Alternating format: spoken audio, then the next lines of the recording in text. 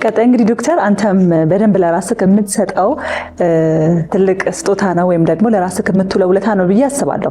አመጋገባችንን ማስተካከል፣ መመልከት፣ መመጠን የሚሉ ሀሳቦችን ነው የምናነሳው። ብዙ ጊዜ ስለምመለከትክ ነው ምግብ ላይ በደንብ መርጠህ ይሄ ስለምትል ሰዎች ለራሳቸው ውለታ መዋል ካለባቸው አመጋገባቸውን ማየት አለባቸው ማለት ነው።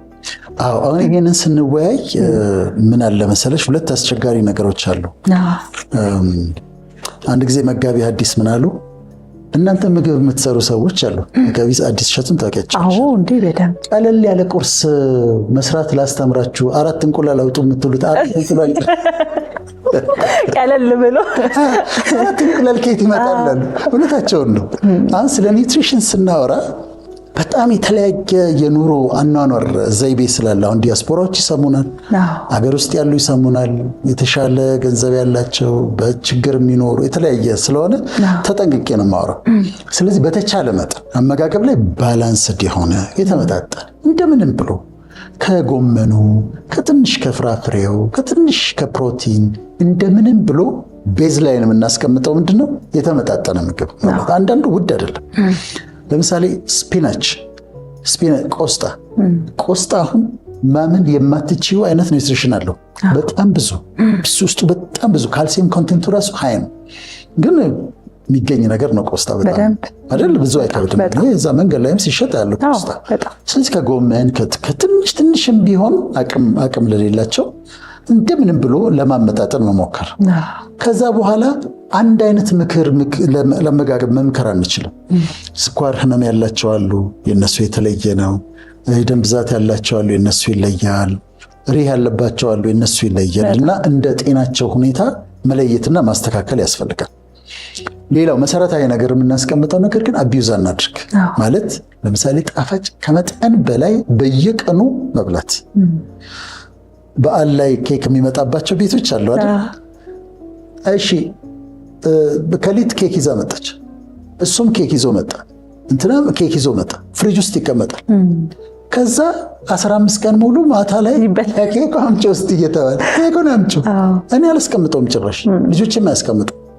አሁን እንደዚህ እንግዳ ኬክ ይዞ ሲመጣ ፍሪጅ ውስጥ አይቀመጥም። አውጥተው መስጠት ላለባቸው ይሰጣሉ። ፍሪጅ ውስጥ ከተቀመጠ እንደሚበሉት ያውቃል። ስለዚህ አያስቀምጡ። እዛ ላይ አቢዩዝ አለማድረግ።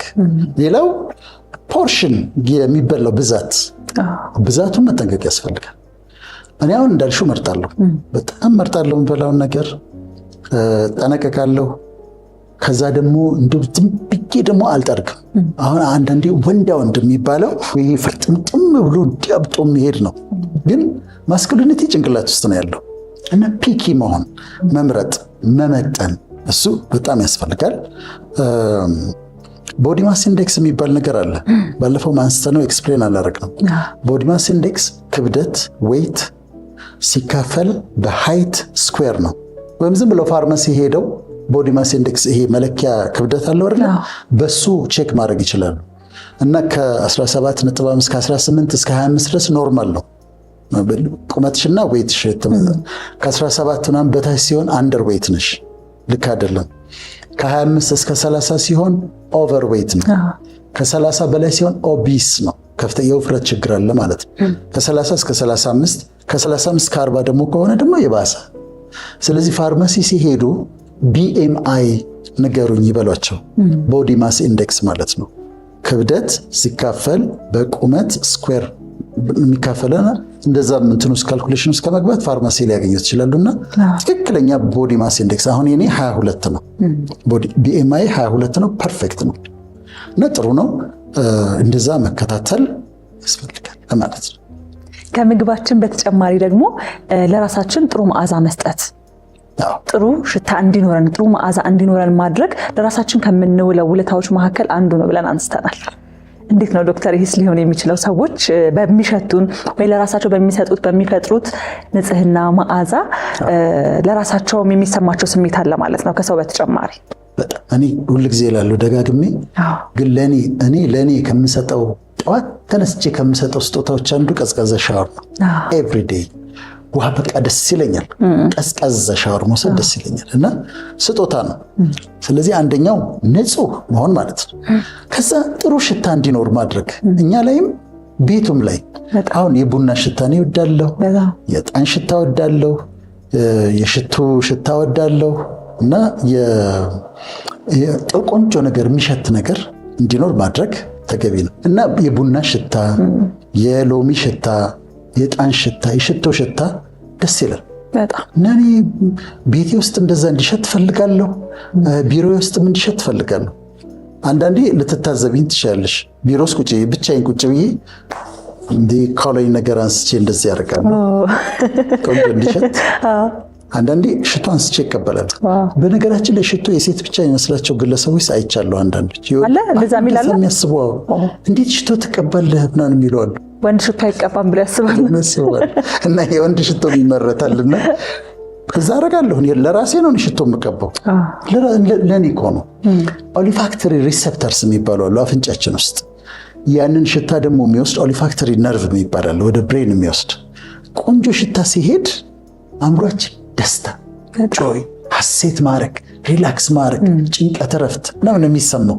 ስለዚህ ንጹህ መሆን፣ ከዛ ደግሞ ቆንጆ ሽታ በቤትም በመስሪያ ቤትም ላይም ላይ ሽቶ እንትን ማድረግ፣ ቆንጆ ነገር የሚሸት ነገር ማድረግ ማለት ነው።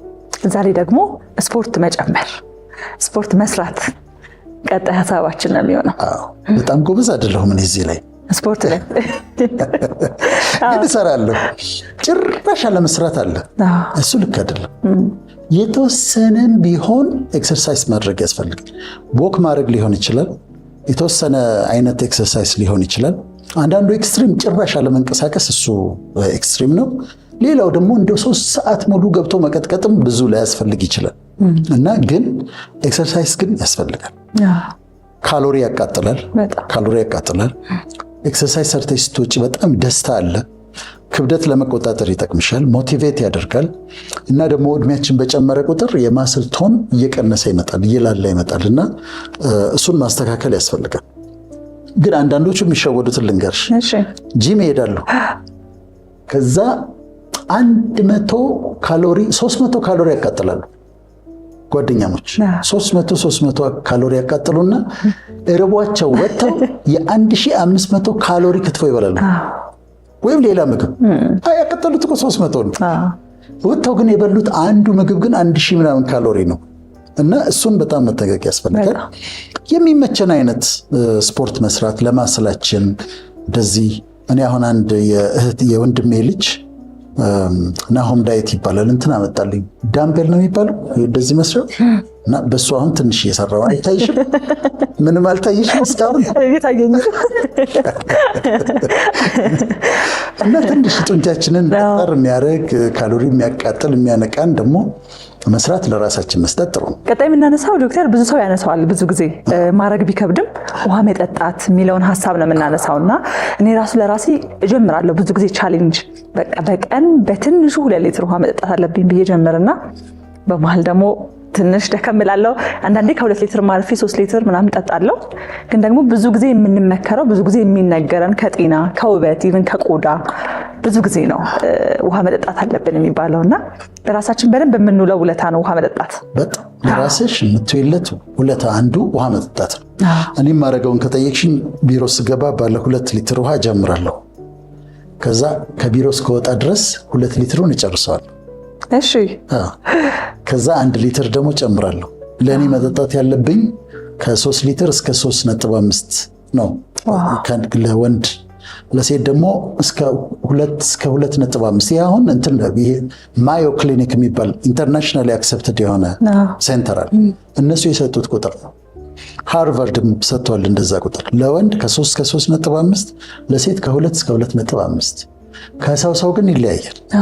ለምሳሌ ፀሐይ ላይ የሚውል ብዙ የሚያልበው ብዙ ሉዝ የሚያደርግ የበለጠ ሊጠጣ ይችላል።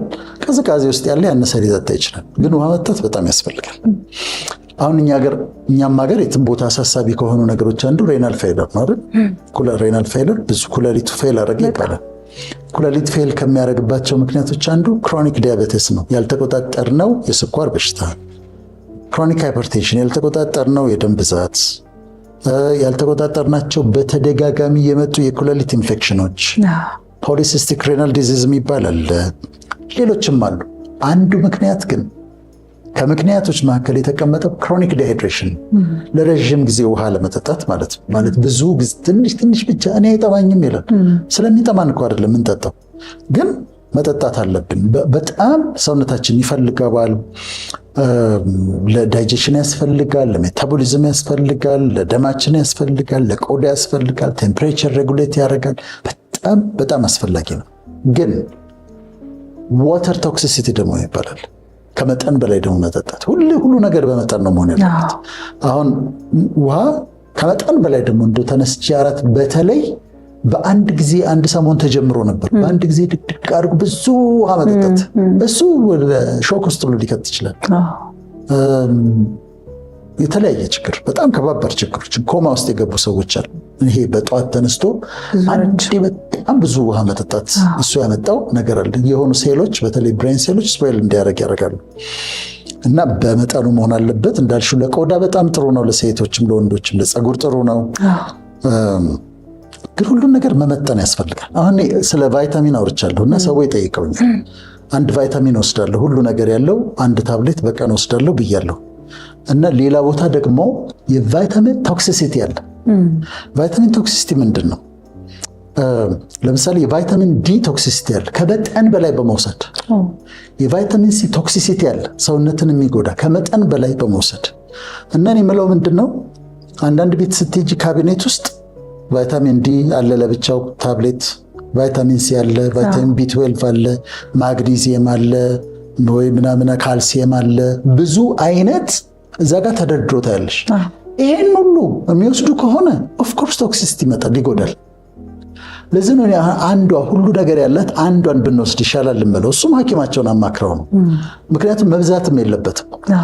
ሰው የሚላቸውን ሁሉ ቫይታሚን ቢ12 ካልሲየም ጥሩ ነው፣ ቫይታሚን ዲም ጥሩ ነው፣ ቫይታሚን ጥሩ ነው፣ ይሄኛው ደግሞ ለዚህ ጥሩ ነው፣ ማግኒዚየም ደግሞ ለእንቅልፍ ጥሩ ነው እያሉ እንደ መቃም ከሆነ ቫይታሚኑን ሊጎዳ ይችላል፣ እስከ ሬናል ፌለር ሊያደርስ ይችላል። እና they have to be careful። ቫይታሚን ጋር ሲመጣ የተመጠነችዋን እሷን መውሰድ ነው የሚያስፈልገውና ከሁሉ ነገር ሊሚት ያስፈልገዋል ለማለት ነው። መልካም። ቀጣይ ደግሞ የምናነሳው አእምሯችንን ማጽዳት አለብን የሚለውን ሀሳብ ነው።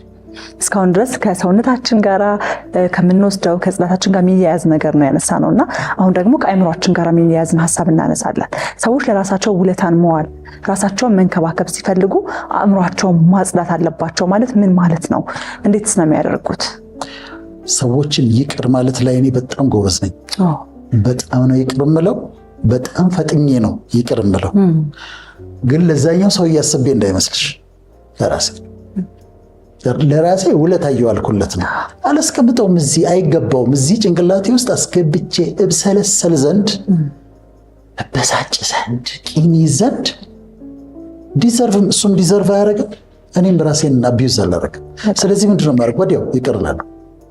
ስለዚህ ማይንድሽን ዲቶክስ ማድረግ ያስፈልጋል። ቂም፣ ጥላቻ፣ ቅናት፣ ውድድር፣ አሉታዊ ኔጌቲቭ አስተሳሰቦችን እሱም ማይንድሽ ክሪስታል ክሊር እስኪሆን ድረስ ማጽዳት ድት ማድረግ። ለማ ብዬ ነው? ለራሴ ነው። ይሄን ውለታ ሙሉ ለማን ነው? ለራሴ ነው። ስለዚህ ያንን በማድረግ እንዲያስወግዱት ነው፣ ማስወገድ ነው። አንዳንዱ ማለፍ ያለብሽ ነገሮች አሉ። ምን ይባላል መሰለሽ?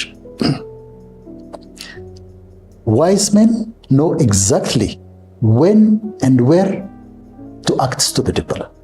ዋይዝ ሜን ኖ ኤግዛክትሊ ዌን ኤንድ ዌር to act stupid ይባላል። ምን ማለት ነው? አንዳንድ ቦታ ላይ ስትሆኚ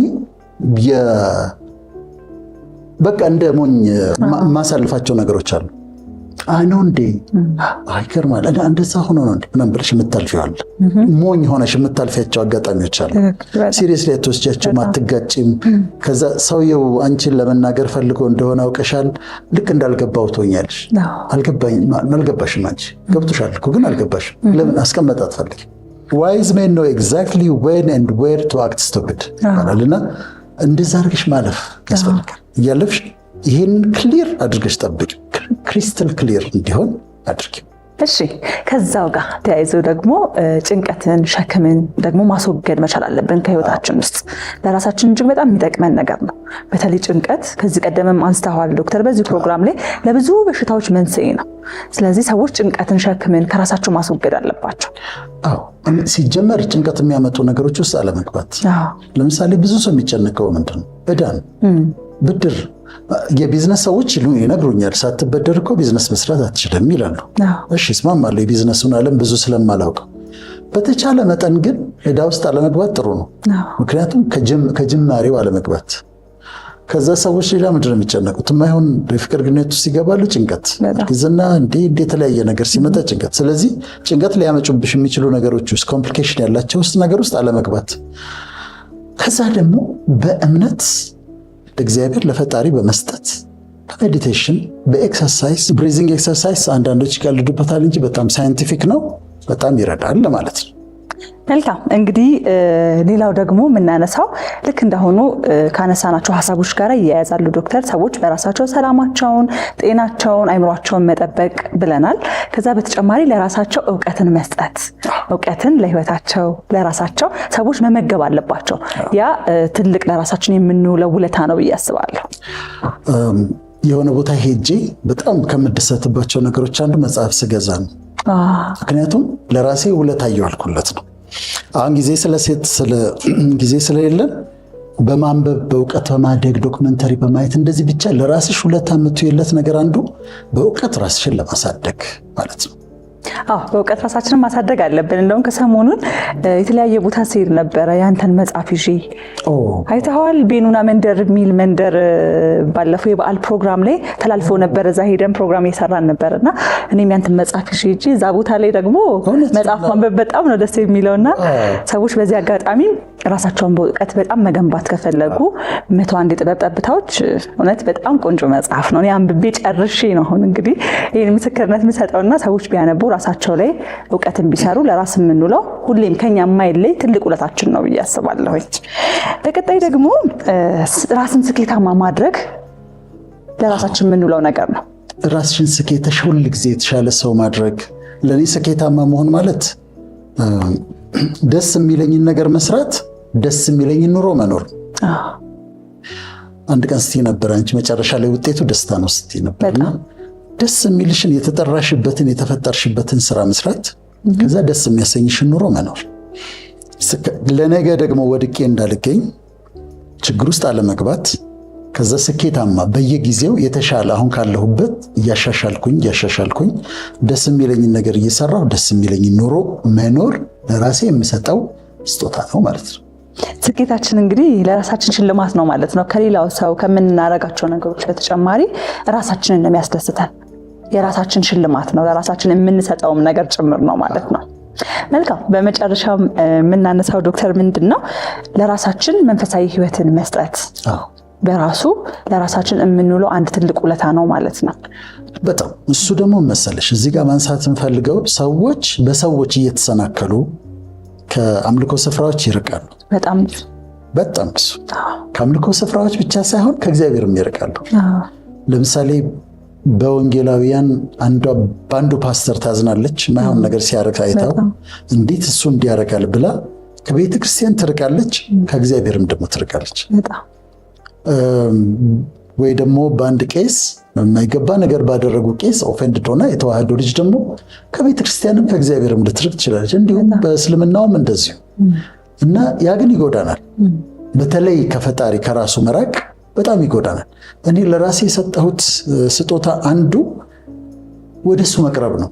በድካምም በብርታትም ወደ እግዚአብሔር መቅረብ፣ ቅዱስ ቃሉን ማንበብ፣ መጸለይ፣ ማምለክ ለራሴ የሰጠሁት ስጦታ ነው እና ሰዎች ለራሳቸው ሊሰጡ የሚችሉት ሌላው ትልቅ ስጦታ መንፈሳዊ ህይወት እንዲኖራቸው ማድረግ ፌቨር ነው። ለራሳቸው የሚሰሩት ከእሱ ጋር ባልሆን የምንነበር መሆነው እና ለራሳችን ፌቨር መስራት ከፈለግን መንፈሳዊ ህይወት እንዲኖረን ማድረግ ማለት ነው። እንግዲህ የተለያዩ ሀሳቦችን እያነሳን አሁን ወደ መጨረሻው ደርሰናል። ተመልካቾቻችን ሰዎች በህይወታቸው ውስጥ ለራሳቸው ውለታ መዋል አለባቸው፣ ለራሳቸው መልካምን ነገር ማድረግ አለባቸው። ያ ማለት ራስ ወዳድ መሆን ማለት አይደለም የሚለውን ሀሳብ ጠቅላላ አድርገን ዛሬ አነሳን ዶክተር። ስለዚህ ዛሬ ሰዎች ራስ ወዳድነት ሳይሆን ራሳቸው ግን ውለታ ሊውሉ እነዚህን ሀሳቦች ራሳቸው ላይ ሊሰሩ፣ ራሳቸው ላይ ለመለወጥ፣ ለራሳቸው ለመስጠት ሊተጉ ይገባል ማለት ነው። ኤግዛክትሊ የመጨረሻው እሱም ብለን ነው የምንዘጋው። ለሰዎች መልካም ማድረጋችሁን ቀጥሉ፣ ለሰዎች ውለታ መዋላችሁን ቀጥሉ፣ መልካም ማድረጋችሁን አትተዉ። ግን ለራሳችሁን መልካም አድርጉ። ለራስ መልካም ማድረግ ሰልፊሽነስ፣ ራስ ወዳድነት አይደለም፣ ኃጢአትም አይደለም። ራሳችሁን ተንከባከቡ እና ለራሳችሁ መልካም ማድረግን አትተዉ ለማለት ነው።